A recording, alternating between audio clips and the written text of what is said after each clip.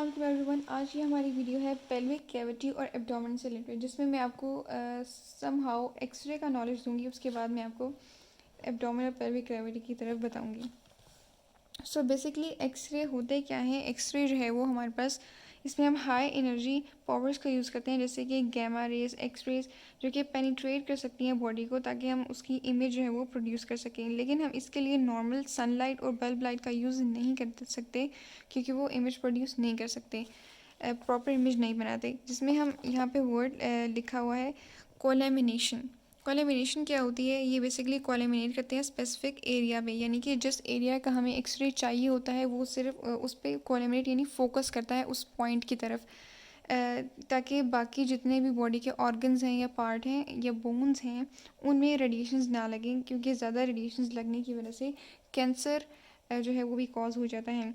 और ये भी रीज़न है कि अगर जितना ज़्यादा डिस्टेंस होगा उतनी इमेज क्वालिटी जो है वो डिस्टर्ब होगी। जितना आप पेशेंट को जो है वो एक्सरे के बीम से जो है वो दूर रखेंगे, उतनी इमेज क्वालिटी जो है वो डिस्टर्ब होगी, उतनी रेडिएशन उस पर कम जाएंगी, उतना एक्सरे की जो इमेज क्वालिटी है वो अच्छी नहीं आएगी। जैसे कि ये हमारे पास कोई सोर्स बनाया हुआ है, इन्होंने इसको डिफ्रेंशिएट किया हुआ है SSD से और SSOD से, जिसमें हमारे पास SSD क्या है, सोर्स ऑब्जेक्ट डिस्टेंस, यानी कि जिस सोर्स से एक्सरेज की रेडिएशंस आ रही हैं उसमें और पेशेंट के दरमियान में कितना डिस्टेंस है, और सोर्स और ऑब्जेक्ट डिस्टेंस, राइट। उसके अलावा डिस्टेंस के से ये भी एक बात आ जाती है कि हम जब एक्सरे कर रहे होते हैं तो उसमें हम एक लेड पेशेंट एक्सरे रूम और उसके दरमियान में जो है वो हम एक लेड शील्ड रखते हैं। हम क्यों लेड शील्ड रखते हैं? ये एक बहुत ही इंपॉर्टेंट शॉर्ट क्वेश्चन है। सो बेसिकली हम इसलिए वो रखते हैं ताकि हम इररेलेवेंट रेडिएशंस जो हैं वो लेड वॉल जो है वो अब्जॉर्ब कर लेते हैं। इसके अलावा अगर हम कॉपर का यूज़ करते हैं, एल्यूमिनियम का करते हैं, फॉस्फोरस का करते हैं, तो ग्लास का भी अगर यूज़ कर लेते हैं उसका कोई फ़ायदा नहीं है, क्योंकि ये ऐसी चीज़ें हैं जो कि रेडिएशंस को अब्जॉर्ब नहीं कर सकती। जबकि जो लेड है इसमें ऐसी कैपेसिटी होती है कि ये इररेलेवेंट रेडिएशंस को जो है वो अब्जॉर्ब कर लेती है, बाकी जो रेलिवेंट होती हैं वो उसकी तरफ चली जाती हैं, पेशेंट की तरफ एक्सरे के बीम के लिए, राइट। उसके अलावा हमारी एक बहुत ही इंपॉर्टेंट टर्म है जो कि बोन डिस्ट्रोमेट्री है। बेसिकली ये होता क्या है? ये हम एक्सरेज में यूज़ करते हैं। हम इसलिए यूज़ करते हैं ताकि हम पेशेंट की जो है वो यानी कि बोन की जो है वो एज को हम डिटरमाइन कर सकें। ये टर्म इसलिए हम यूज़ करते हैं। Welcome toward the abdomen and the pelvic cavity region. So here we have, initially we have the planes and the regions. So basically the abdominal cavity extends from inferior surface of the diaphragm to the pelvic intellect inferiorly and contained by the muscles abdominal wall. इनके कहने का मतलब है जो abdominal cavity है वो inferior surface पे है diaphragm के, यानी कि inferior कौन सी होती है? नीचे वाली surface। abdominal cavity डायाफ्राम के नीचे वाले पोर्शन पे होता है जो कि मसल से फिल हुआ होता है। इसके अलावा हमारे पास जो सरफेस एनाटॉमी में उन्होंने ये बताया हुआ है कि जो एब्डोमेन है वो हमारे पास 9 रीजन्स में डिवाइड हुआ है, जो कि जिसमें को 2 प्लेन्स में डिवाइड किया हुआ है। एक है ट्रांसवर्स प्लेन, दूसरा पैरासैजिटल प्लेन और वर्टिकल प्लेन भी इसको कहते हैं, राइट। जिसमें हमारे पास नंबर 1 है ट्रांसपाइरोरिक प्लेन, ट्रांसट्यूबरकुलर प्लेन। तो हमारे पास ये होता क्या है? Transpyloric plane, the upper transverse plane is called as transpyloric plane. जैसे कि यहाँ डायग्राम है। सो ये चेस्ट ऊपर वाला जो पोर्शन है इसको हम क्या कहेंगे? ट्रांसपाइरोरिक प्लेन, जबकि ये एब्डोमिनल पोर्शन जो है इसको हम ट्रांसट्यूबरकुलर प्लेन कहेंगे, सही। सो इसको यहाँ पे देख लेते हैं कि the upper transverse plane is called transpyloric plane, is a midway between suprasternal notch and pubic symphysis notch. Sternal notch, पीछे स्टर्नल से क्या रिजल्ट है? यहाँ दरमियान में स्टर्नम होती है। Approximately mid way between upper border and umbilicus. Posteriorly it passes through the body of the first lumbar vertebrae near its lower border. Anteriorly passes through the tips of the right, left costal cartilage. Lumbar vertebrae and costal cartilage. Lumbar vertebrae जैसे कि ये हमारे पास तो ribs का portion है। अगर हम इसकी बैक साइड पे देख लें तो ये हमारे पास ये इधर वाले पोर्शन पे लंबर वर्टिब्रेज प्रेजेंट होते हैं, जबकि left 9th costal cartilage. That is most cases the plane also cut through the level of pylorus of the stomach, यानी कि स्टमक का पोर्शन है पाइलोरस, उसके लेवल तक ये यहाँ तक जो है ये पोर्शन है इसका।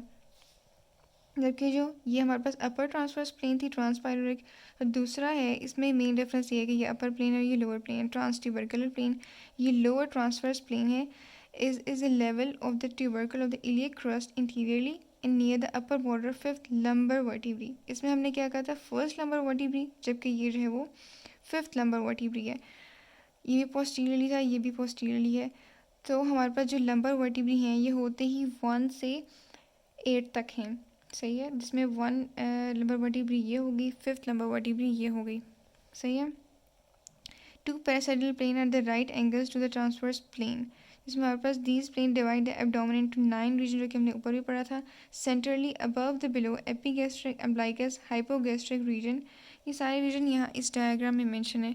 like you can see here is a hypochondric portion, epigastric portion, umbilicus, hypogastric, tubercular plane, iliac, artery, spine, iliac, ये सारे पोर्शन जो यहाँ ये मेंशन है, ये इधर मेंशन है, डायग्राम में भी हैं। So most important SEQ short question यहाँ पे है, there is a factor affecting the position and surface making of the organ, जिसमें हमारे पास क्या क्या फैक्टर्स हैं जो कि इफेक्ट करते हैं। Number 1 is body fluid, phase of respiration, posture, loss of tone or abdominal muscle that may occur in the age, change of organ size due to pathology, quantity of content of the hollow viscera, presence of abdominal mass and normal variance of the population। यानी कि body fluid की वजह से होता है, respiration सांस लेने में मसला होता है, पोस्चर को भी आप हिला दें आगे पीछे बैठ जाए उसकी वजह से मसला हो जाता है। Loss of tone abdominal muscle, यानी मसल के एब्डोमिन के जो मसल्स हैं उसमें कोई ना कोई मसला आ जाए तब हो जाता है। ये ऑर्गन्स का साइज चेंज हो जाए, पैथोलॉजी में कोई डिजीज़ आ जाए, क्वांटिटी और कंटेंट ऑफ द हॉलो विजरा का मसला आ जाए, ये एबनॉर्मल मैस, आपका बॉडी शेप का एबनॉर्मल मैस हो जाए। यानी कि नॉर्मली जो आपका मैस होता है बॉडी का, यानी जिस तरह से जो बॉडी पोजिशनिंग होती है वो डिस्टर्ब हो जाए, एबनॉर्मल हो जाए, उसको ये कहते हैं, राइट। उसके बाद हमारे पास यहाँ पे 2 portion, hyper asthenic and asthenic, right. Hyper asthenic और एस्थेनिक इन दोनों में डिफरेंस आ जाता है, ये शॉर्ट क्वेश्चन है, जिसमें हमारे पास हाइपर एस्थेनिक क्या है, it is massively built while asthenic is thin and cylinder. ये जो हमारे पास हाइपर एस्थेनिक है ये हमारे पास डायाफ्राम का अपर पोर्शन है, जबकि जो एस्थेनिक है ये एब्डोमेन का लोअर पोर्शन है। तो अब देख लेते हैं इसने कौन कौन से ऑर्गन्स, कौन कौन से पार्ट्स, यानी कि स्टमक, गॉल ब्लैडर, किस तरह से इसको डिवाइड किया हुआ है। सो हाइपरएस्थेनिक में देखते हैं, the dome of the diaphragm is high in the lower costal margin in the high level with a wide angle, resulting in the widest part of the abdomen being its upper part. Abdomen use being upper part, यानी it takes the widest part, ज़्यादा area लेता है upper part का। Stomach and transverse colon are in the upper part of the abdomen. The fundus of the gallbladder is pushed upward, यानी fundus gallbladder का portion है उसको upward push करते हैं। gallbladder इसमें horizontally placed है, जबकि अगर आप इसमें देखें तो वो vertically है। Abdomen is well away from the mid line, यानी मिड लाइन के ऊपर वाले पोर्शन पे। यहाँ पे आप देख सकते हैं ये एब्डोमेन है, दिस इज़ अ पोर्शन जिसमें गॉल ब्लैडर ये है, जो कि अपर वाले पोर्शन हाइपर एस्थेनिक है ना, तो ये हमारे पास गॉल ब्लैडर ऊपर वाले पोर्शन में है। This is a stomach, oesophagus, खैर हमने गॉल ब्लैडर को स्टडी किया और एब्डोमेन को स्टडी किया, तो गॉल ब्लैडर ये है और डायफ्राम भी ये है, सही हो गया। उसके बाद एस्थेनिक है, asthenic elongated narrow thorax with a narrow costal angle associated with the low position of the dome of the diaphragm. The abdominal cavity is shallow being widest in the lowest region, जबकि हमने ऊपर पढ़ा था कि widest portion लेती है, इसमें lowest portion लेती है। Pylorus of the stomach, right, is low and long stomach में reach well below the iliac crest, iliac portion, यानी कि ये नीचे वाले प्यूबिक पोर्शन पे।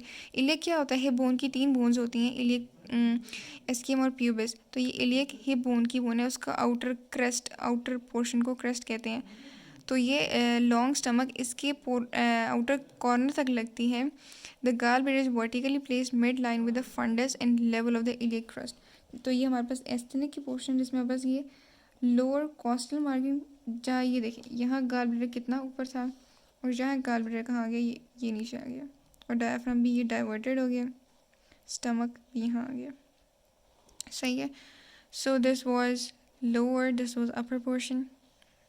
उसके बाद हमारे पास between 2 extremities body fluid are sthenic tending towards hyperesthenic but not abroad in the proper position in the height and the hypoesthenic. These obese patient defined in the weight excess. तो इनका कहने का ये मतलब है कि ये जो हमने 2 चीज़ें पढ़ी हैं, हाइपोएस्थेनिक और एस्थेनिक, इन दोनों के दरमियान में एक फ्लूइड प्रेजेंट होता है जिसको हम स्थेनिक कहते हैं।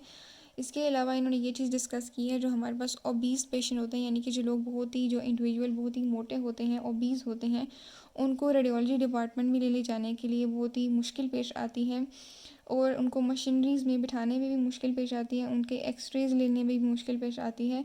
तो उसके लिए डिज़ायर्ड इमेजेस और क्वालिटी उनकी सही नहीं आती, जिसकी वजह से रेडियोलॉजी डिपार्टमेंट में मसले होते हैं। बस ये एक इन्होंने यही पैराग्राफ लिखा है।